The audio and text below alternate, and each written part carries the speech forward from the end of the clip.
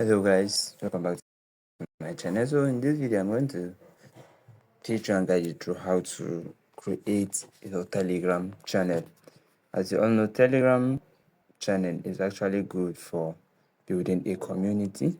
So I'm going to teach you how to do that in this video. So as of here now, what you do is, if you open your Telegram, if you are using Android as I'm actually using, you just tap on this pen icon which is down here, and once you tap on it, you get something like this.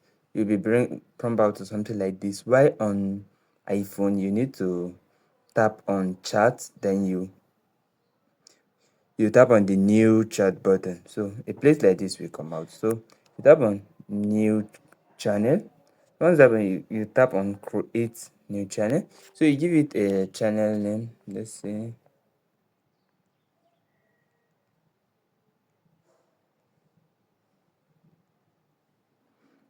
And let's continue. And here, that's where you choose if the channel will be private or public. In this case, we'll be going with public, and let's give it a link. Let's give it this. Alright, so and here we are prompted to add one person,